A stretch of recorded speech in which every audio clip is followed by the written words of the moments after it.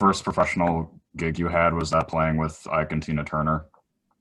Yeah, I had just moved to California when I just turned 15. I was like 15 and in 2 months, I guess. And I was I always carried a guitar around my neck or in with me wherever I went, Mhm. and that was like the only language I knew at 15.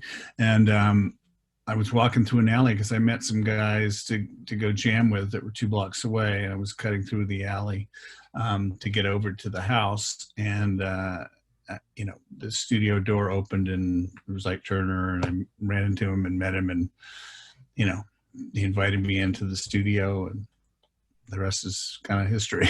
It was my first recording session. Was that super daunting for you, or did you kind of get used to it right away?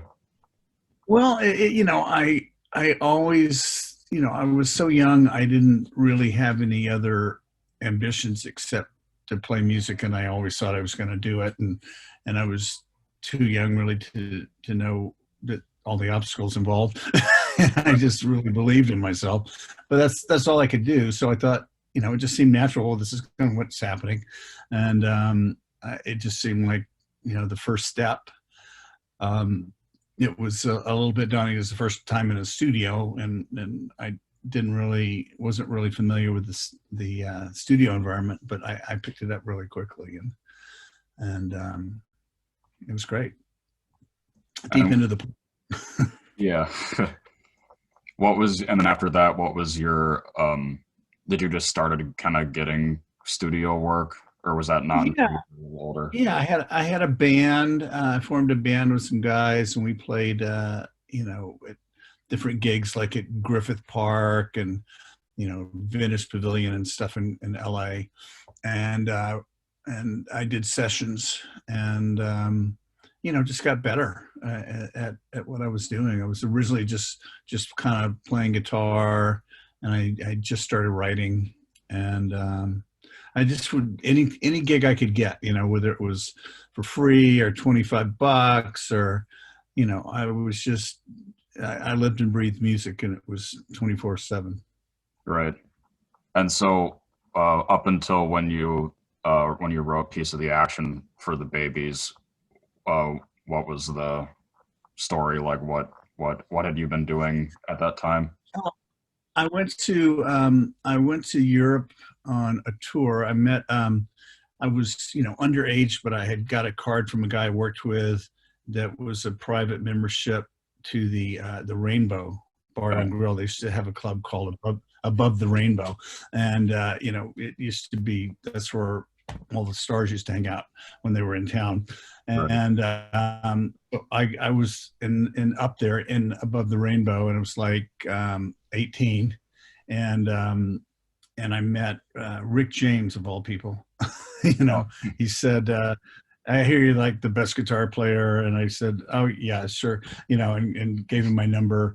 You meet lots of people in a bar, and I didn't think anything about it, and I didn't really. He wasn't really famous then, yeah. and he said, "Well, I'm going to Europe, and need a guitar player," and so I forgot about it. But then he called me, like 2 days later, and we were supposed to go to Sweden in like by the end of the week, and Wow. so it ended up we went to Sweden, and we were there for like I guess about a month, 6 weeks, and we put together a band over there, and then we were supposed to go to Toronto to just work on a record, and I said, well, let's go through London, and so I went to London, and he was supposed to meet me there, and I remember my mom wired the money for the hotel in Sweden, so he was supposed to meet me and pay me back for the hotel, and he never showed up, so I never saw him again. But I No. ended up in London,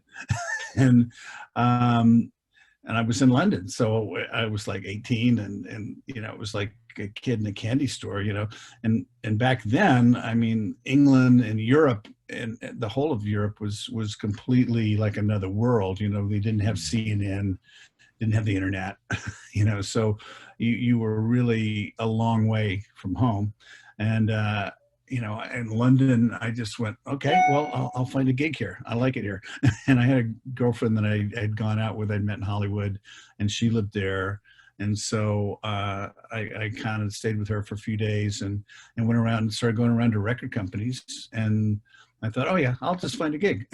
And, you know, luckily enough, I met somebody, an American who worked at a label, and they just fired the guitar player, or he left. Was playing with Rabbit Bundrick, you know, plays with the Who, and Tony Bronigal and Terry Wilson.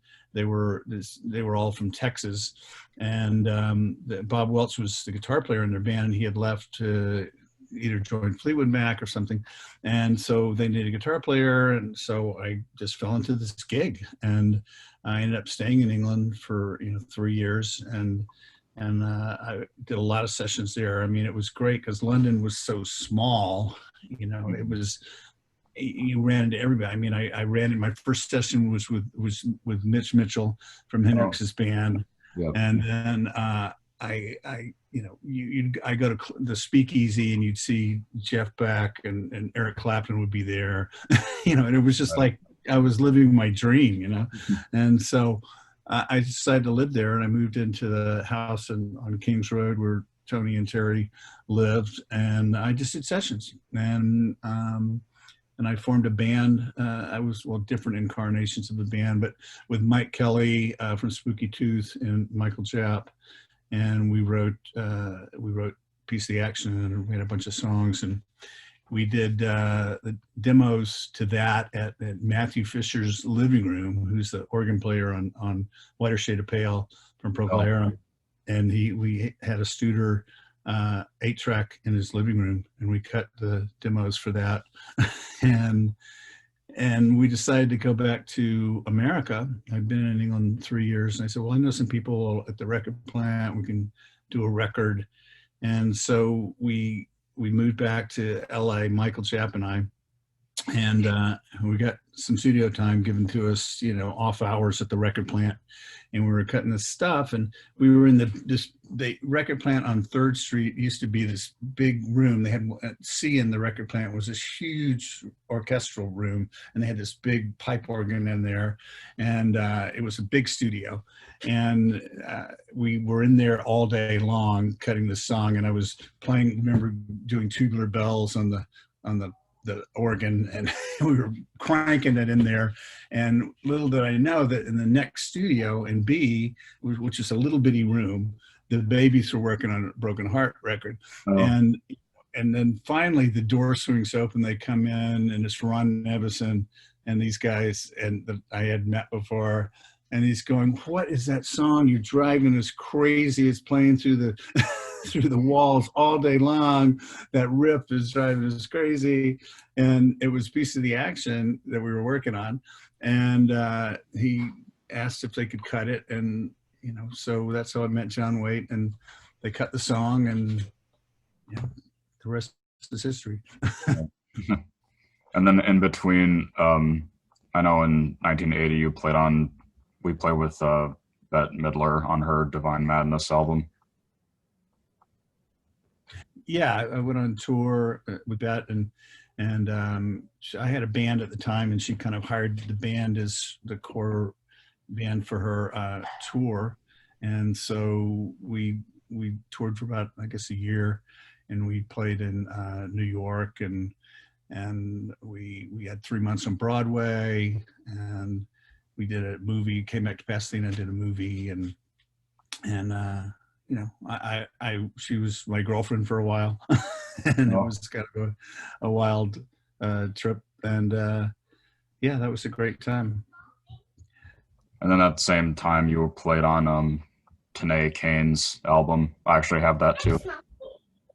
Yo, you do? Hey, this is my son. Hold on. Hey, Mally, could you please get him? I'm sorry. No, it's okay. Okay, Bowie. Bowie. Anyway, yeah, I played on a lot of records at that time. I was when I was starting to do solo stuff. I mean, Bette really gave me she believed in me as a solo artist. She really thought I was great and should do my own records, and she really gave me the confidence to do stuff. And I was starting to record, and I was doing sessions, but I was recording my own stuff at the time. I had a house in the Hollywood Hills, and I had a 4-track TAC 4-track, the beginning of my recording at home stuff, and I had a console, and I did stuff where I would record on 2 tracks, the full band live, and I had real live drums in a big room. It was 2-story room. It was a little Spanish house, and I recorded everything on 2 tracks, then bounce them and do some overdubs, and have 2 other tracks to do stuff on. And anyway, I'd done a bunch of demos of stuff, and the bass player played with Bette, and he stayed with me for a while, and he had this tape that we had done there, and he played it for Keith Olsen, and Keith Olsen said, what is this? And where did you do it? And he goes, yeah, we did it in a 4-track in the living room. It's Chas Sandford. And he goes, bullshit. That's not a 4-track. And I said, yeah, it is. And he said, well, bring him in. I want to meet him. And so then I went in and met Keith, and we became friends, and I started playing on records and with him. And we did a bunch of records, but I did Rick Springfield and Sammy Hagar, and it started a bunch of really fun stuff. And so I was doing the end of that period. I was still started doing my record, and just sort of went on from there. Because I know that before your record, that Sammy Hagar did Surrender on like the year before that. Yeah, they were. It was about the same time. I don't really recall which came out first, but I'd cut it. Mine had come out. Well, I had recorded it first. I don't remember if it was released then, but Keith had heard the songs off my record, and he picked Surrender for Sammy Hagar, and one for Rick Springfield as well. We did four songs off that record on various artists. Mm-hmm. Sheila B. Devotion and John Waite recorded one. Yep. And then I know, were you friends with Billy Steinberg and Tom Kelly because you played on the Taking a Cold Look album? Yeah, they were. Keith had like sort of a rhythm section, or people that he used all the time, and it was me, Alan Pasqua, Dennis Belfield on bass, Mike Baird on drums, and then those two were around all the time for background vocals and stuff. And so we all knew each other, and we ended up playing together and stuff. Were you closer with one or with Billy or Tom, or was it kind of equal? I knew them both. We worked together in the studio. Billy just was a writer, but Tom, we do background vocals on other people's records too. Yep. The three of us are Tom and the guy from what was that band? I'll remember later. But I had a rhythm section with 3 people. We did vocals on records and stuff. So. Mm-hmm. And then did you just was it pretty easy to get offered a deal to do your own album? No, it wasn't easy, but I was persistent. And I used to, when I was in England, I worked with a guy, Steve Lipson, who is a brilliant engineer and writer and stuff. And that was like kind of my first foray into doing, all the instruments and stuff. And we had done a song demo for a guy, and it became a mild hit in England. And we had to, put together a fictitious band to play on top of the pops and all this stuff. Oh. And I did that with Steve Lipson. And he was working at Super Bear in France, which is in the south of France. Used to be the studio called Super Bear, where they did Queen and the Police and Elton John, and The Wall was done there. And anyway, he was in LA with the owner of Super Bear, and they were looking for stuff to do. And he liked my demo and played it for him, and he ended up financing the record. So we all went to the south of France, and we cut it down there, and we worked on it for in different places, but we cut it in the south of France, and worked on some in London, then back in LA, and then back in London again. And then we had a kind of almost 3/4 of a record done, and I played it for Elektra, and then got signed to Elektra Asylum, and they put it out. That was quite a journey. It seems like it was promoted pretty well too, because I know there were international singles, and from what I've seen. Yeah, it landed at a weird time. I mean, the day it came out, WEA, which is Warner, Elektra, Atlantic, that group got busted for payola, and it was a big thing in the music business. So all of a sudden, independent promotion, which you had to have independent promotion to break a record, and it was all of a sudden it was off the table. You couldn't use independent promotion because payola and everybody, Justice Department was looking into it, and it was a big deal.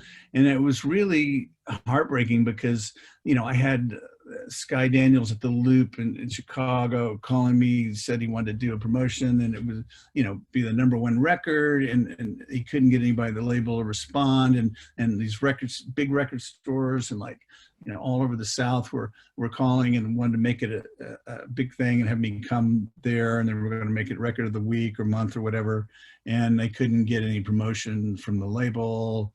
And it was really it was doomed, just because it couldn't get a push. It was released everywhere, but it was it was a funny story. I got a cassette for Christmas. It's like 2 or 3 years later, and it was my album. And I said, "Oh, well, I have a couple of these." And they go, "No, put it in and play it." And so I put it in, and it just played for like 5 seconds and didn't. No noise on it. And I turned it over, and it played for 5 seconds and then stopped. And there was just Leader on the cassette. It was a commercial cassette that was released.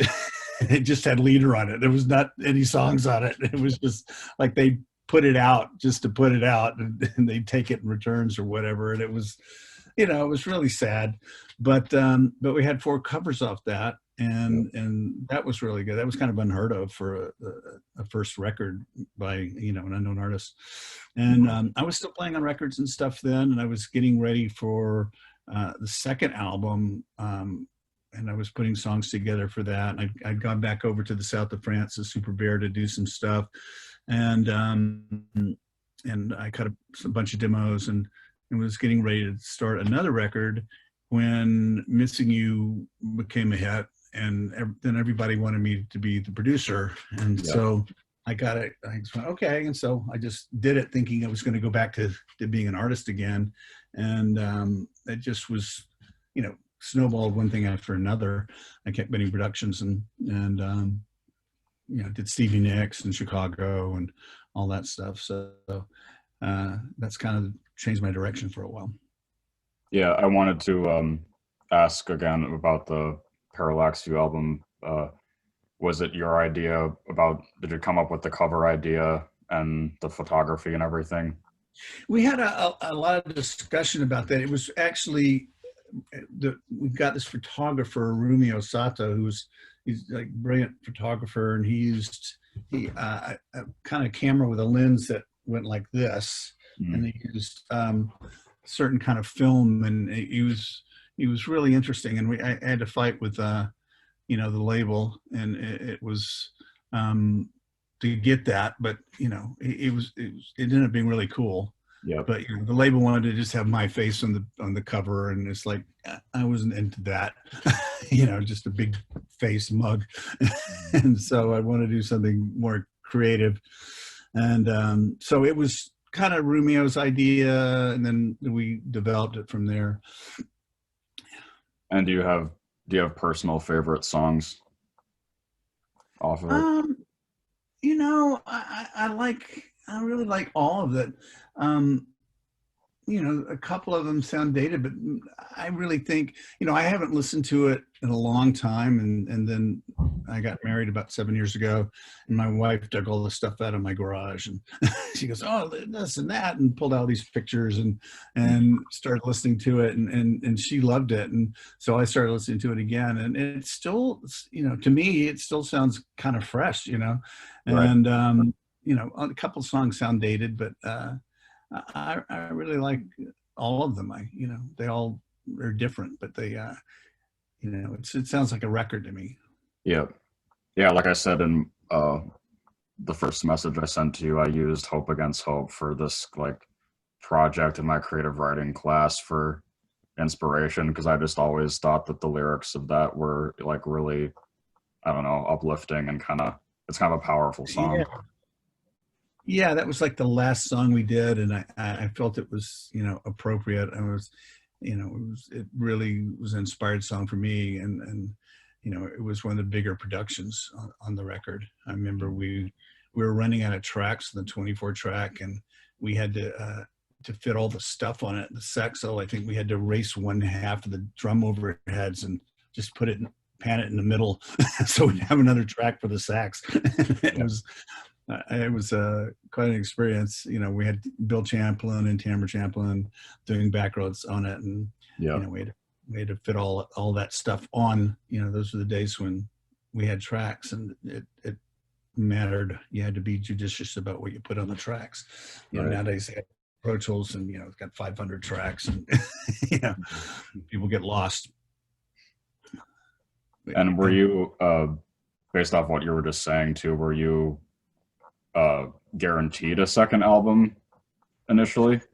Um, Well, I think I don't really remember. I think I was getting ready for a second album, and then my option wasn't picked up, so I was going to shop at another label or something. But I was putting together demos for it, and you know, I was really hurt by the payola thing. It just was bad timing. You know, it was on a great label. Elektra Asylum was like the artist label. You know, Yeah. the Eagles were on it, and also, you know, just a handful of great artists. And I really felt, you know, honored to be on it. Mhm. It was just bad timing, you know, Yeah. and the guy who signed me also, I found out later, also signed Jimi Hendrix. I mean, Oh, he was really an icon in the business. But you know, it was timing. But I was expecting to, you know, get out and shop another label deal and do some more demos. And you know, I just ate and slept music 24/7, so it was just part of the process. and didn't you originally, didn't you not want to give away Missing You? Yeah, it was you know, I had the demo, you know, for the track, and I was about to do vocals on it at my house, and I was doing an album with John Waite, and Yep. it was Jim Keltner and Bob Glaub and John Waite and myself. That was basically it. Keith Olsen was producing it, and you know, some records just for whatever reason just never get any traction and don't come together. I mean, he couldn't have been any better players than those guys. Mhm. And but it just, you know, whether it was the songs or whatever, it wasn't really happening. And since I knew John, he'd come back to my house, and he, you know, we'd have wine, and he'd just tell me how disillusioned he was with the music business, and said he was going to quit the music business and open a haberdashery and you know, all this stuff. And you know, after a few nights of that, one night he said, "Well, what are you working on?" And I said, "Well, I got some songs for the next record." And so I had this little studio upstairs, and you know, it was like an alcove upstairs was the control room, and then this whole living room, this 2-story living room, was where I'd track stuff. Mhm. And we went up there and played some stuff, and he goes, "Oh, that's great." He goes, can I sing on it?" I go, "Well, you know, I'm kind of saving this for," he goes, "God, let's do a vocal on it." So we did this vocal, and he, you know, sang, kind of made up some lyrics as he went along. And they took a cassette of it and, you know, went away, and we kept working on the record. And then finally that record fell apart, and a year went by, and then he called me up and said, "You know, I'm working on Missing You." And I said, "Missing You? I never said you could do that." And he said, "We tried to cut it like 20 times, and can you come down to they were at the record plant again, the new record plant, and he said, can you come down and help us match the demo? And so I did, and I wrote the lyrics to the bridge in the studio, and that's how Missing You came by. But it was just one of, you know, a lot of songs that I was doing at the time, and you know, it was like a really kind of a 10-minute thing and a demo that he'd taken, and I'd forgotten all about it. And then the record came out, and it went like 200 with an anchor. You know, it didn't have any promotion, and it fell off the charts, and you know, it wasn't going anywhere. So it was just another one of the things that I did, and that's when the guy who owned Super Bear called me up and asked me if I wanted to come to France and help him do some demos. He'd give me some money, fly all my gear over to the south of France, and I could go down and stay at his place in Monaco. He goes, how does that sound? Like, I'm there. So I went to France, and I'm over in France, and this was, you know, the record had come out and died. It all was already over, and you know, I didn't think anything about it.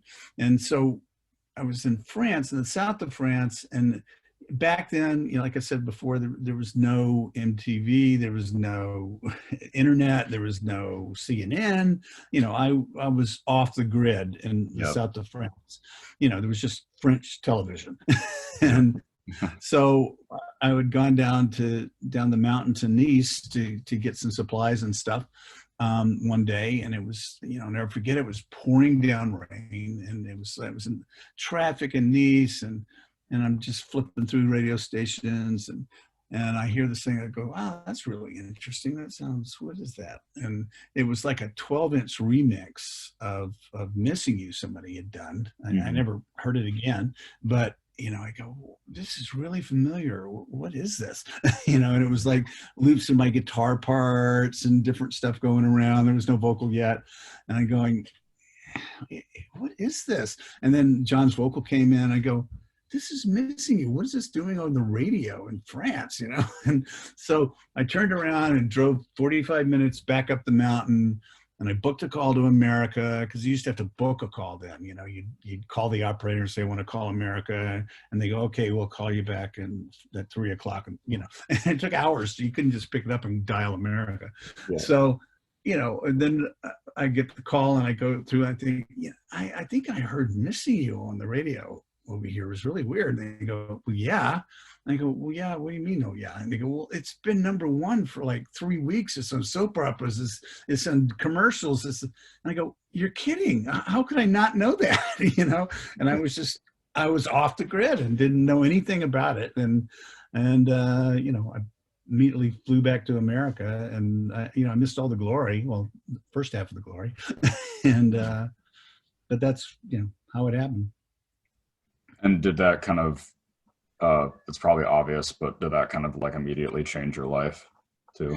Yeah, it did. I mean, you know, there were some hiccups, but it was, you know, everybody knew that song, and everybody was, you know, I became on the radar to be a producer and writer. I was kind of the, you know, the wonder kid of the moment, you know, and because I wrote it, and everybody wanted me to produce stuff and write stuff. You know, they had artists in LA that were, you know, didn't write that much, and they would always put like a young producer, writer, and they haven't tried to write the single. And so I got those kind of gigs, and it opened up, you know, a whole world to me. And so I was off and running. Was the song you did for Jimmy Barnes, was that one of your demos too? Yeah, that was one that it was one that we had done in the living room on the 4-track, and it's just a song I'd written about a girl that I knew from LA, but I saw in the south of France. And anyway, yeah, and they heard it, and Geffen heard it, and I got together with Jimmy, and we recut it, and it was great. I never forget Jimmy. It was just like, he's just such a rocker, and he was in with like a 58 in the control room with the monitors blaring behind him. Yeah, and he was just singing it live, and it was great. And it was actually on the console But years before, I had worked on a studio called Ridge Farm in England. It was one of the first SSLs. It was like a B series or something, and it was one of the first SSL consoles. And it was one of like a handful, and the studio in Hollywood had bought it, and it was the same console. So it was just kind of coinciding that it was out of all the studios in the world, it ended up there, and we cut it. But I did a lot of stuff with Jimmy, and I went to Australia with them and wrote some more stuff, and we had a good time. Jimmy's pretty cool. Mm-hmm. And were you just brought in to work with Stevie, or did you already know her when you met her? That's a funny story. I had, the same tape that had the demo Missing You on it. It was like 4 songs on a cassette. And the engineer who worked on my first record, a guy named Don Smith, he said, "This is great. I want to take a copy." So he took a copy, and you gave songs out on cassettes to people, and, they were just, anything could happen. But, he gave it to Jimmy Iovine, and Jimmy Iovine put it down on his center console, and it fell down under his seat. And, a year went by. So, I never heard any of this. I didn't know anything about it. Mm. And I get a call in the middle of the night, like a year later. And it's a guy, I hear this voice, it sounds like Mickey Mouse, and everybody had an imitation of Jimmy Iovine. "Hey, this is Jimmy Iovine." People used to talk about it, but I didn't know him, but I knew his voice, Yeah. And he said, "Hey, it's Jimmy Iovine," and it's like 2 a.m. And he said, "I really want to cut music." "Yeah, use this, Mark." I was going through people's, I didn't think Jimmy Iovine would be calling me at 2 a.m. And I was trying to figure out who it was, and then going, "Yeah, bullshit. Who is this?"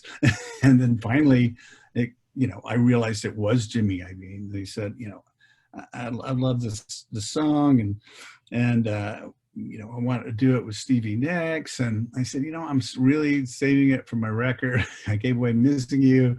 And he goes, are you crazy? Do you realize I'm offering to let you produce this for Stevie Nicks? And I said, okay. And so the next day I was in at the Village, Studio B, and I was working on the record, and we ended up taking the demo that I'd done in the south of France, and all I had to do was put Stevie's voice on it. Oh. And I'd played all the instruments on it, and it was just, it was exciting. And so we're laying the tape machine my first day at the Village Recorders, and I go into the lounge, get a cup of coffee, and MTV News is on, and it says, "The Stevie Nicks record has just become the most expensive record in recording history at $1.4 million. I go, "I've been here 5 minutes," and I realized the record they've been cutting at 5 different studios all over the place, and and they've been doing it for like a long time, and they didn't have a single, and so Jimmy had found this is a single. So, it was quite an experience, and we worked on it off and on for like almost a year, because Stevie would be working in other studios, and I would work on that. It was the only song on the record I was doing, and then I would leave, and I'd come back the next day, and there'd be 2 reels of tape of like Joe Walsh playing out of tune slide guitar, and it'd be, after I would leave, she'd be working on other songs. She'd go, "Oh, you got to hear the song," and she'd play, "Oh, I want to play on that."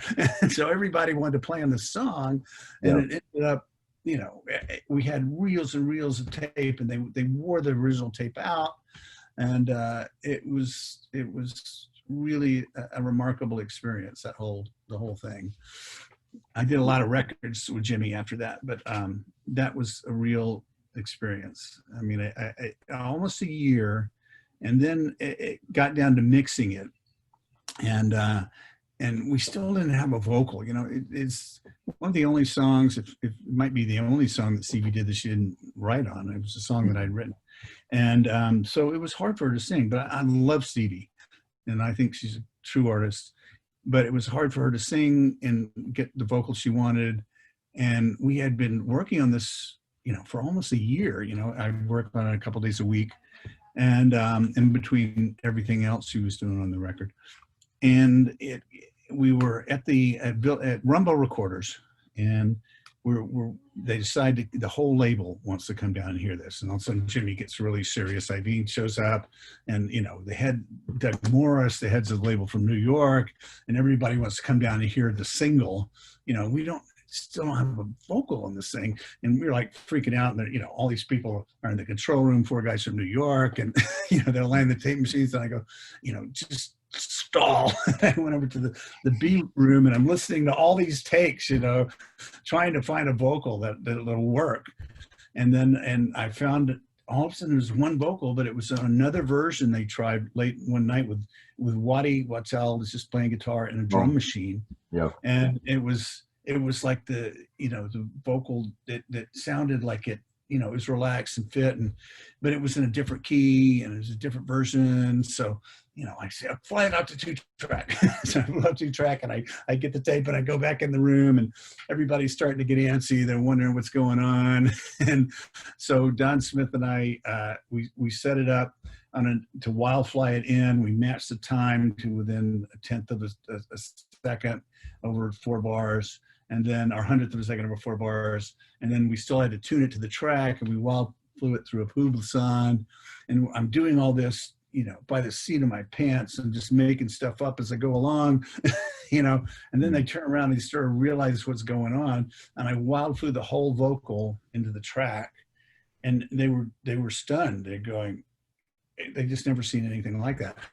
And anyway, it ended up being on the record, and it ended up being great. Then, they loved the song. So, we got past that hurdle, and finally I'm back at Village B, this same studio I started in, and we're mixing the record, and this is the last single to be mixed. And we had this argument about there was a couple different versions, and we ended up picking my version. And so we've been through, I can't explain, it's been a year of just of unbelievable experience. And so we're in there, it's Shelly Yakis and myself, and Jimmy comes in, and we're listening to the track, and it's finally rocking, and we're going, this is it. And, it's playing back, we're rocking. And Jimmy had this thing. He goes, you're pinning the meters, Jimmy, because he walked in and started pushing up faders. And he goes, puts, tape over the meters. He goes, it feels great. So we're finally, everybody's in agreement. We're rocking out to the record.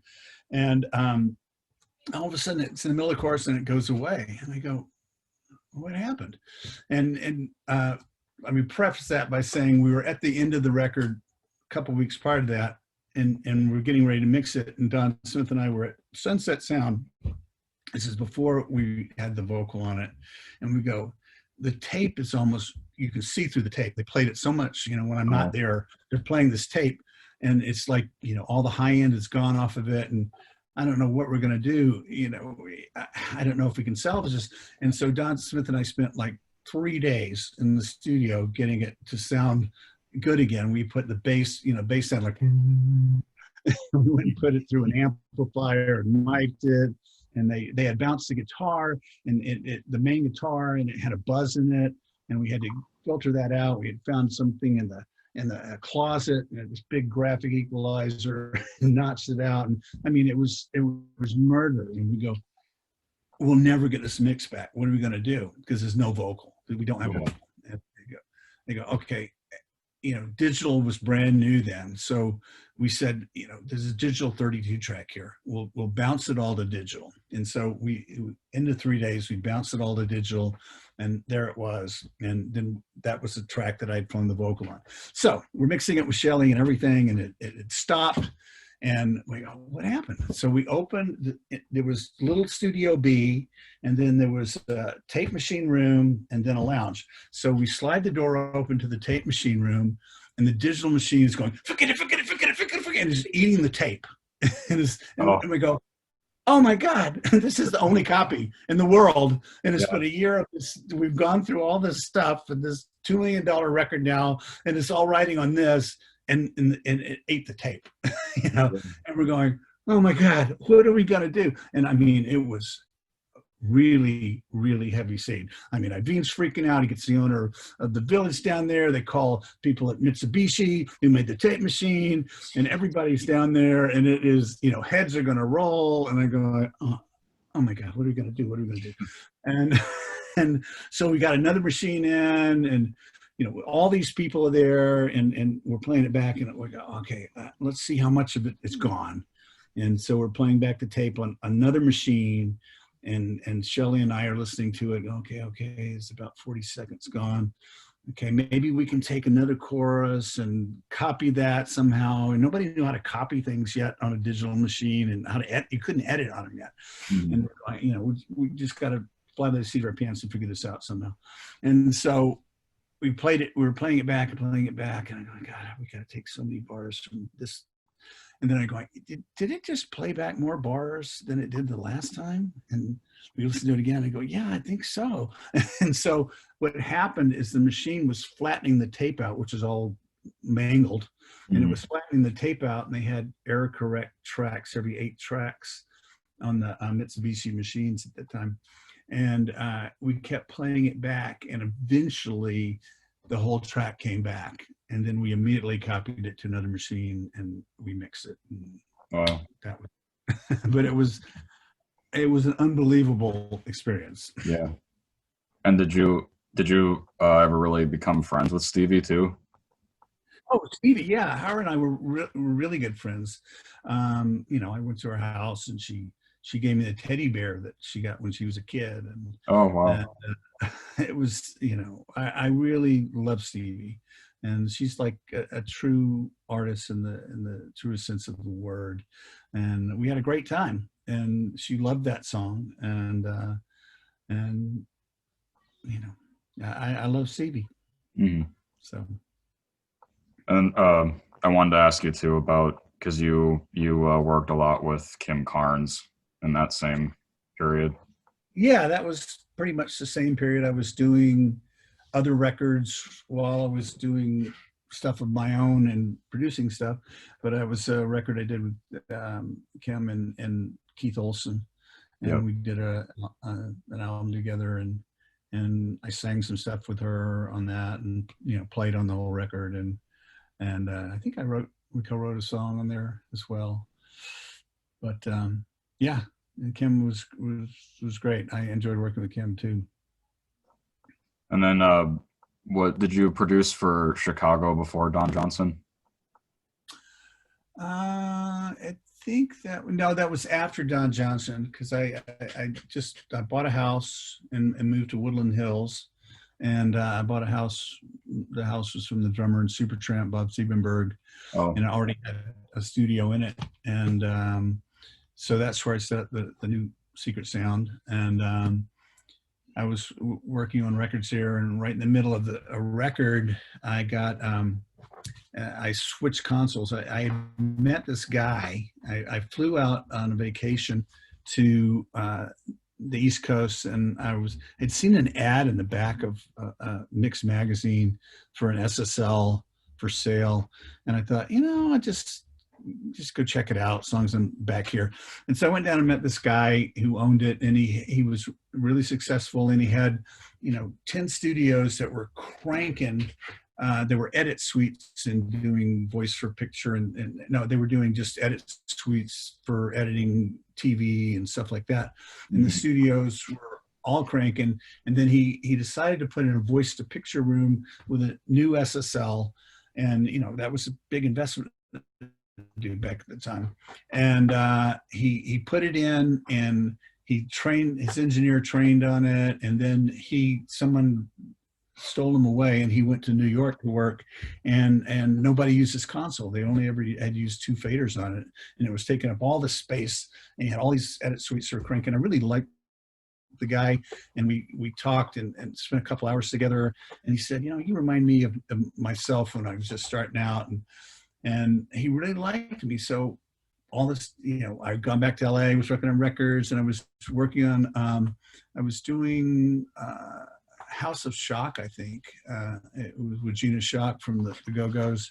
And we were right in the middle of mixing the record, and he calls me up and goes, "Hey, Chas." I go, "Yeah." And he said, "What about that console?" And I said, "Well, I'd have to get a lease, and I haven't really thought too much about it. I'd love to have it, but it's a lot of money and all this stuff. And he goes, well, I'm going to be at your house in a day. I'm driving it out. He rented a crane and took it out of the second story, and after meeting me, and put it in the back of a truck and rebuilt and turned that into edit suites, which he could make money on. And he just drove it out to my house. And I said, well, I don't know if I can get a lease. I don't know how I'm going to pay for it or anything. And he goes, that's okay. You know, if it doesn't happen in 3 months, you know, call me up and we'll figure something out. And just like that, you know, I had like, you know, $500,000 SSL delivered to my house. And I was in the middle of mixing a record, and we had to take a console out and put that console in over the weekend. And it was quite an experience. And so I knew a guy, Mike Shipley was a brilliant engineer, and he had worked, Joni Mitchell used to work at my place, and she bought my old console. Oh. And we moved that in, and you know, in 2 days we were back up and running and mixing the record. But I don't know how I got off on that tangent, but anyway, that was part of the adventures in modern recording. Mm-hmm. So was it pretty kind of scary for you to step into producing Chicago? No. Oh yeah, Chicago. It was, you know, I'd done a bunch of stuff with Bill Champlin, and he was a good friend of mine. And I think we'd done Don Johnson by that time, and the reason I got Don Johnson's record, just another funny side note, is the guy, one of the guys from the label who was there when I was doing this thing with Stevie Nicks and flying the vocal over, and they had signed Don Johnson, and they said, well, we don't know if you can really sing, you know, who are we going to get? He said, I know this guy, Chas Sandford, it doesn't matter. We'll get him, because he, you know, he remembered that thing with Stevie Nicks. And so I got in the short list of people for Don Johnson because solely of having done that on the Stevie Nicks record. So I was on the short list, and Don flew out, and, you know, I got the record.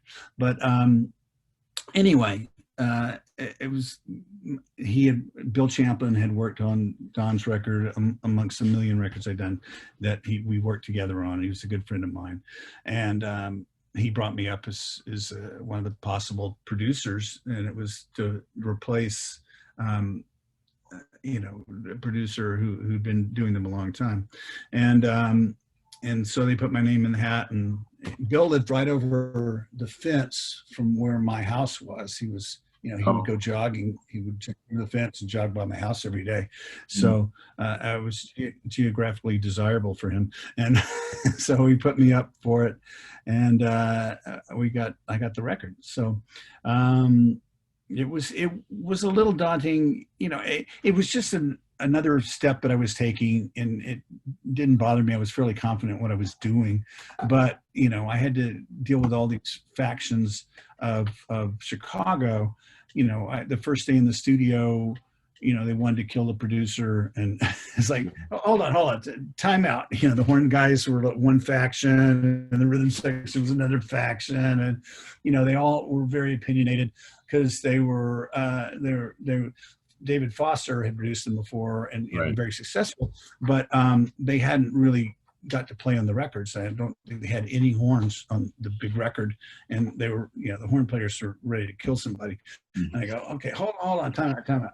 You know, first off, I'm a huge Chicago fan, and second off, everybody gets to play on the record, okay? So, you know, there's immediate sense of relief, and they let down the guard a little bit, and you know, I sort of earned their respect, you know, over you know, working on the record, but they gave me the latitude to do it. And so, you know, I decided to make a great Chicago record. It wasn't, you know, like David Foster is a great producer, but he sort of has the Foster sound, you know, so everything's, you know, you can tell it's a David Foster record, you know, and I didn't want to make I wanted to make a Chicago record, and so that's what I did. So, and that was when Jason Scheff was the lead singer, or was that? Yeah. Okay. Yeah. Yeah, it was the second record Jason had done with them. Yeah. Did you get to know him very well? Oh yeah, Jason and I became very good friends, and we have been friends for years. And And you know, Bill and I will always be the best of friends. But yeah, we worked a long time on that record, and we got a lot of funny off the cuff things happened, and it was just great. And then when I was going through the list too, I was curious about if you had any story about how you started working with Berlin. Yeah, I knew.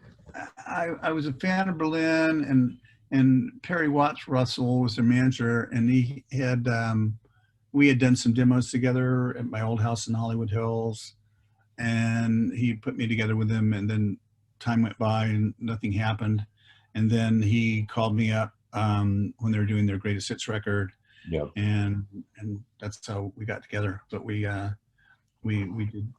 did that song, and that was at the new studio in Woodland Hills. But it was great. I love that record.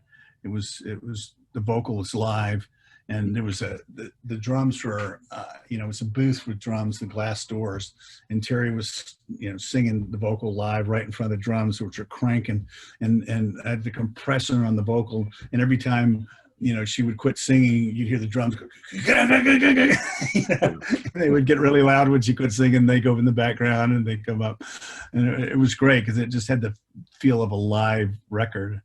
And that was and Jimmy Z, who was a good friend of mine, and we worked with Rod Stewart together. We'd done all sorts of stuff together, and we'd run into each other. He used to play with the Eurythmics, and I was in Australia with Jimmy Barnes when they were on tour there, and we stayed at the Siebel Townhouse together, and we just kicked up a wild time. But Jimmy and I go way back, and he just did an insane solo, and it was a great record. And you wrote was the song that you wrote for Berlin too a couple years before that, Hideaway, was that also your demo? Yeah, that was the demo from Hollywood Hills house. Okay, yeah. Yeah. And it seemed like you must have been pretty good friends with Maria Vidal too. Yeah, I was friends with Maria. We cut a couple songs together for a film. It was a soundtrack it was Jim Carrey's first film. Once Bitten, yeah. Yeah. So it was bizarre, but yeah. So we did a couple songs in that, and that's how, you know, been friends with her for a long time. Did you also know Desmond Child at all? I met Desmond a couple times, but we've never really worked together. But I have met him in Nashville since I lived here. He lives here. And I was trying to help him get a studio together at one time, but that we never worked together. But, you know, we do kind of similar things as far as writing and producing, and, you know, I consider you know, myself good at doing vocals, particularly with artists, and that's kind of what he does too, you know, same kind of thing. And then when did you what prompted you to make the decision to leave Los Angeles? Well, there was two reasons. One was this whole home studio war started. You know, they were and it was just bizarre. The Hollywood studios started this organization called HARP, and they were going to, you know, stamp out all home recording, all the ADATs and all this stuff. And I go, it's just bizarre because people work at home or they work there, you know, and they were trying to, you know, just stop home recording. They decided to go after me because I was one of the few guys that had an SSL in their house. You know, most people weren't at that level where they had, you know, I had $1 million worth of gear in my house, but I worked my whole life to get that. And if I want to do a guitar part at 2:00 in the morning in my bathrobe, I could do it. You know, I didn't have to go book a studio in Hollywood and go down there and engineer. You know, it was just more convenient, and it suited the way that I work, and it suited my lifestyle. But they didn't. But other people worked there too. You know, like Mike Shipley used to work there all the time, and different people would come in when it was, you know, when there was free time, when I wasn't working on a project. They would come in and, like, Joni Mitchell would come in, or Tracy Chapman, or Yep. Rhythmics, or so, Dave Stewart. Or when I wasn't working, people called up all the time and just say, hey, studio open. And and like Def Leppard came in and did a part of their record there for 3 months. And I went to my place, and I had a house in Kauai at the time, and I had a little studio over there. But so people would come in, but it wasn't like, it wasn't a commercial studio that advertised in the paper, or just anybody off the street. They were friends of mine, or somebody, it was under the radar. Yeah. But the guy who owned another studio, a big studio in LA, had a friend who worked for the zoning commission, and they came into my house. And when I was in Hawaii, and they came in, they, with a whole crew of people, and emptied out my furniture, and did, sent me things to correct, like my stairwell was 1/2 inch too narrow, and my pool was 6 inches too close to the edge. And they cited me for all the zoning stuff. It was just bullshit. And so I was fighting that for a long time. And at the same time, I was just getting a little tired of LA, because I wanted to, there wasn't many people to write with. I really wanted to become a better writer. And I was like being called for all these projects. I was like the ringer. I would be in a room with guys that were famous, and I would say, well, how about this? And they go, oh yeah, great. And then I just sit there and wait for someone to come back, and nothing. And I'd have to go, okay, well, how about that? So I'd be writing these songs basically with, very little input from the other people I was working with. And it just, I wasn't getting better as a writer. I'd gotten to a point where I just wanted to become a better writer, and I wasn't having those opportunities with a lot of the people I was working with. And so I started to come to Nashville, just because there were great writers here. And that was happening at the same time that this whole home studio war was happening. And then the home studio war just blew up. I mean, Frank Zappa talked about it on MTV, and I was on, all of a sudden I was, on CNN in 93 countries. And, it was really, really big deal. And, I went to the civilian board that oversees zoning, and said, look, you don't want to lose guys like me. I hire 6 people here. I pay all my taxes. I do everything by the book. Yep. Why can't I work in a soundproof studio in Los Angeles? I'm not disturbing my neighbors. This is the guy that lives 25 miles away from me, who's got a friend of the zoning board. And so anyway, and I appealed to them, and they didn't change anything. So I said, well, I'm out of here, So Richard Marx was the last person in there, and I moved to Tennessee. And my studio, Richard Marx finished, and we got the studio packed up, and it was on a truck to Tennessee. And they had the earthquake hit there, right after I got everything out of the house. But the house was still in escrow to be sold, and it, everything fell out of escrow. The house was, kind of destroyed, and or it was going to cost $1 million to redo it. And I lost like $1 million overnight in 3 or 4 minutes. Yeah. And because I remember it was an escrow, it was going to an escrow, and my business manager said, oh, do you want to get earthquake insurance? And I said, it's going to close in 2 weeks. I mean, what is the, what are the odds? Because it was really expensive for earthquake insurance. Right. And if you ever had the chance to get insurance, just get it, just in case. That's why it's called insurance, in case anything goes wrong. But anyway, so I ended up here, and I'm happy. And that's the last thing I could ask you is, do you have an answer as to what you want your legacy to be? Well, I didn't really think about it. Just, that, I'm still doing records. I'm still doing, I did another record, my own record a little while ago. I don't know if you have a copy of that. But I there's not as much opportunity to release it and work with big stars and stuff, but I'm happy and I enjoy doing it. And I'm obviously not doing it for money because there's not a bunch of money left to Yeah. do what I do.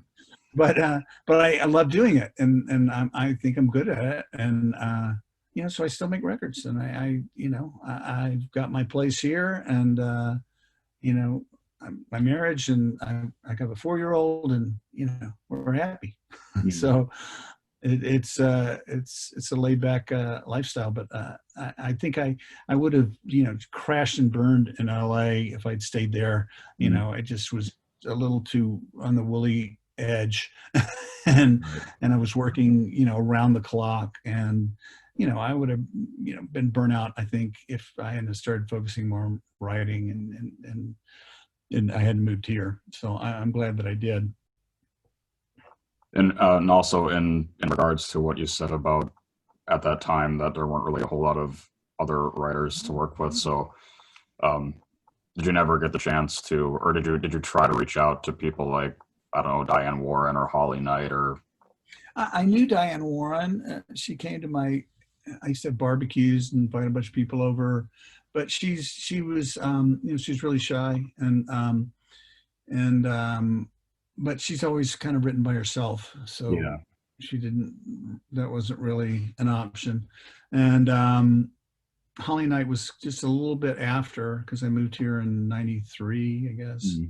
So yeah, I just never fell in with the crowd that I could write with there, or I didn't fall in with the crowd that I liked. I knew a lot of musicians, and I knew a lot of tech guys and studios and stuff, but writers, I just didn't connect with many up there. So I came to Nashville and sort of felt like I'm getting my ass kicked out here, and that was cool. It was making me step up the bar. So Right. yeah, I like that. It seems, based off our conversation too, it seems as though you're pretty proud of most of the stuff that you've written. Yeah, I mean, I'm not like one of those writers that, in Nashville, there's like professional writers that, write, they have a 10 o'clock and a 2 o'clock and a 5 o'clock. And, it's just like, to me, that's just really bizarre. It's like, I go through spurts where I write songs and I edit it, and they're like carving out a piece of my soul, and thinking about doing that like 3 times a day. It just, I'm really a different kind of writer. I'm not that kind of writer. So, I have a limited output. I meet these people who go, well, I've got 3,000 songs in my catalog. And it's like, okay, well, what are you going to do with them?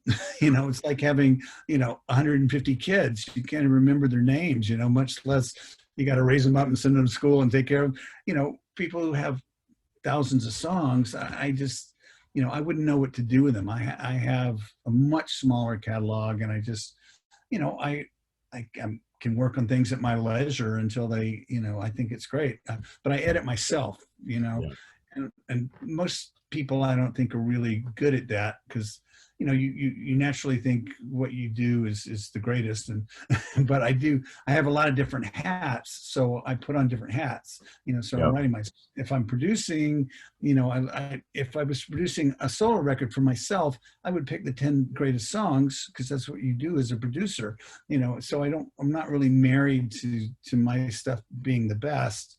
So I look at it from different points of view. I look at it as a producer, and then as a writer, and then as a musician, as an engineer, producer. I look at all those things, and so I really hone my craft as I go.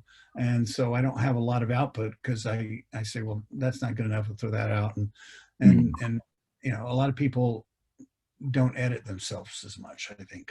And so they end up with this huge amount of material, and they don't know what to do with it. But that's just the way I am. Mm. Well, thank you again for willing to do this. I'll be sure to send it to you once I get it uploaded to YouTube. Sure. Yeah, it was my pleasure. Thanks for asking me. Yeah. I'll talk to you shortly then. Okay. Thank you. Yeah. Bye.